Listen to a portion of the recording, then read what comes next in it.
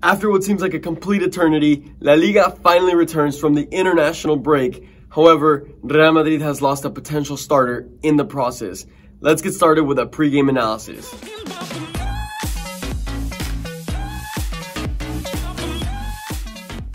What's up, guys? Welcome back to El Merengue Culé. Like I said, I know it's been a while since Real Madrid or Barcelona have played, and since we have really posted in the account, and the background, as you can see, is even different. And that is because I'm currently at school. Like I said, this month, like I've said in the previous videos before, this month is going to be very tough for me in terms of how busy I am. And so obviously that's been impacted into how much we have uploaded in the past few weeks. However, the month is close to being over, and I'm hoping that we're able to post a lot more in the coming days. With that being said, though, we did post and release a new series in the channel, and that is revolving around FIFA 21, most specifically Ultimate Team, regarding Real Madrid and Barcelona. So if you haven't checked that out, I highly suggest that you go do that and give it some support and love. But without further ado, let's jump on to that pre-game analysis and the importance of this game. And you may be wondering, why is this game so actually important? If it's still the start of La Liga, Real Madrid has started off pretty well. But the answer is, we are playing Barcelona next. The game after this weekend's game is against our biggest rival, Barcelona, and obviously the two teams that this account is based on. So obviously that is going to be our biggest game of the year, and we're very much looking forward to it. However, let's dive into the game that we're playing this weekend, and that is against Cadiz. So Cadiz is a newly promoted side to La Liga. They don't have that much experience here. However, these teams tend to be very, very tricky, and you may be wondering yourself why.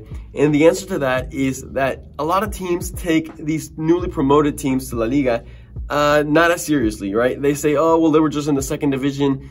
It should be a walk in the park. And oftentimes that is not true. Why? In the process of La Liga, of teams getting promoted to La Liga, they get a big injection of money. And with that money, they're able to bring a lot of more quality players to the team. And by having that quality and an extra motivation from being back in La Liga, they oftentimes tend to have very good La Liga seasons. And that is exactly what we're seeing with this Cadiz team, which after 5 games find themselves in 9th spot. Now, I know it's only been 5 games, and that position isn't even that predictive of how good the team is. I mean, for all we know, Atletico Madrid is currently sitting at 12th place. However, they are getting themselves a few wins. So their current record is actually 2 wins, 2 losses, and 1 tie. And yes, those 2 wins came against teams that are currently struggling a lot in La Liga. One being Atletico Bilbao, that has not had the greatest of starts, even though they're normally a pretty good team. The other one against another newly promoted team in Huesca. And their 2 losses, one of them was against Sevilla. This is where it gets a little interesting, because Sevilla, as we already know, just tied Barcelona. Sevilla's having a great season, a great start to La Liga. And it took them till the 90th minute to finally score that second goal against Cadiz. So it just goes to show that this team has certain potential, certain quality in there to take a team like Sevilla all the way to the final minutes. And I'm sure that they're going to do the same thing with Real Madrid. And speaking a little more about Cadiz, their top player, their star player, is none other than an ex-Real Madrid player and youth Real Madrid player in Álvaro Negredo. That's right, that is actually one of the players that Cadiz brought in with the injection of money that they got from being promoted to La Liga. And this player, after 5 games, has already scored 1 goal, 1 assist. You know, not amazing numbers, but it's good to see that their striker that they brought in is already delivering with some statistics here and there. So, like I said, he's going to be a man to watch out for. He used to play for Real Madrid, played for Manchester City, Sevilla, and Valencia throughout his career. So obviously that goes volumes to speak of the quality of this player. Meanwhile, for Real Madrid, like I said, I already highlighted the importance of this game because of the fact that we need to get a solid performance. We don't just want to go into a Clasico with a win in our bags, but we want to go to the Clasico with a good performance. A performance that will leave Barcelona a little bit shaky, a little bit, looking for some confidence because of how good we played in our previous game. So that is why getting a good performance in this game is so important. And I think that will run through the legs of Vinicius Jr., who's had a great start to La Liga with already 2 goals in 2 back-to-back games. And real quick, right before diving into that predicted lineup, I want to remind you guys that this team is once again plagued with injuries. And so Zinedine Zidane is not going to have that many players at his disposal. With last-minute injury news coming from Real Madrid that none other than Martin Odegaard, a guy that I was actually going to put into the starting lineup, he went and played all 3 games with Norway during the international break. and has unfortunately come back with an injury. So they haven't fully said how long he's going to be out for. I hope it's not too long, but with muscle injuries, which is what it was, a muscle injury, you never really know. So unfortunately, Martin Odegaard will not be at our disposal for this game. Neither will Eden Hazard, and of course the two right backs, Carvajal and Odriozola. So yes, once again, Zinedine Zidane is going to have the headache on who he's going to play in the right back position. Personally, I thought Nacho didn't do that bad of a job. However, due to his age, he can be a bit inconsistent nowadays. However, now let's actually dive into that predicted lineup. In goal, here comes the first surprise. I know Courtois is having a wonderful season. However, he had an injury right before the international break, didn't actually go and play with Belgium, and he has healed since. But I think this is a great opportunity to let the other goalie, Lunin, get his first start of the season. Lunin, by the way, a player that we have in our FIFA 21 Ultimate Team series. So like I said, once again, go check it out. Anyways, yes, I think Lunin is finally going to be getting his chance to start under Real Madrid. First ever start for him on the right back spot. I think we're going to be seeing Nacho again. The other option would probably be to play Lucas Vázquez at right back. Personally, I'm not the biggest fan of that. However, so for that reason, I'm going to be going with Nacho. At the center back slots, there's not much to choose from. It'll be once again Varane and Ramos. However, it is important to note that Militao has finally returned from injury, so it'll be good to have him back in case Ramos or Varane, God forbid, get injured during the game.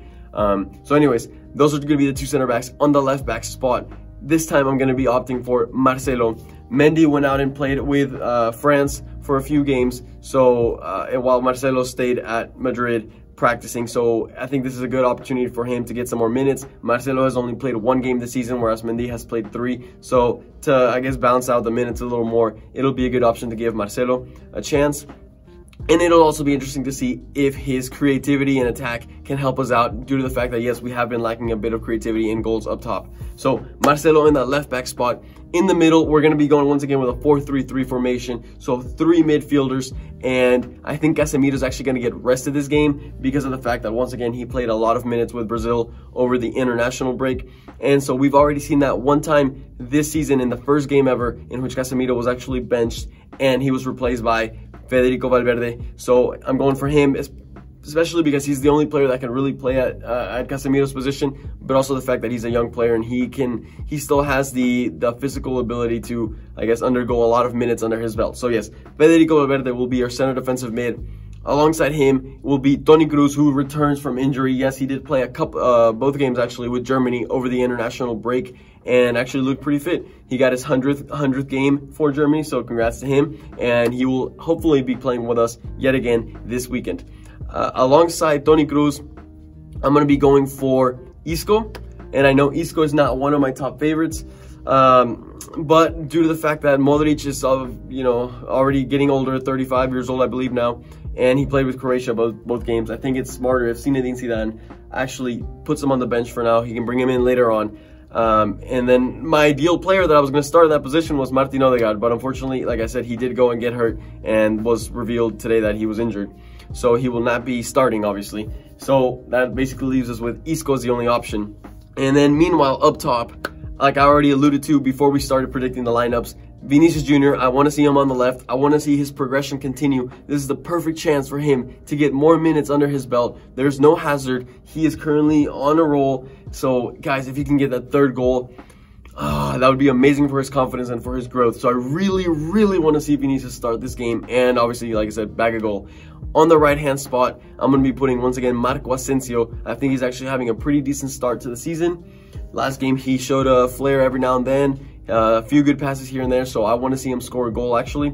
And up top, I'm going to be going for Karim Benzema, especially because he doesn't get called up for the French national team because of you guys know his scandal in the past. So Karim Benzema will have his legs rested and ready to go. Hopefully he can also get himself a goal, and I know I just want all the strikers to get themselves a goal, and that's because they're not scoring a lot. With that being said, guys, that is my predicted lineup. And now let's jump on to my predicted score. And as always, I want you to let me know down below in the comments what your predicted score is for a potential to get a shout out for that post-game analysis video. So my predicted score will actually be a 3-0. I think we're actually going to get a solid performance like I've been wanting us to get. The fact that we are all going to be relatively rested, with our younger players having gotten some more experience in those international games, so they're going to be ready to go. They're still going to have it in their legs. And so the goal scorers, we are going to be seeing one from Vinicius Jr., where he's going to continue third game back-to-back getting himself a goal. One from Benzema, one from Asensio. Straight up, all the three attackers will grab themselves a goal, get some confidence before that Clasico game, and guys, it's going to be a good one. It's going to be a good one this weekend. So like I said, guys, please make sure you leave me a comment down below. If you enjoyed this video, please make sure you hit the like button. Please go check out our FIFA 21 Real Madrid and Barcelona series. It is actually called Workout to Glory. We have obviously a spin into, depending on how many goals we concede, how much we have to work out, me and my brother Ricky. So guys, please go check that one out. Other than that, as always, I hope y'all have a wonderful day. I will see y'all tomorrow after that Real Madrid Cadiz game, and ¡A la Madrid!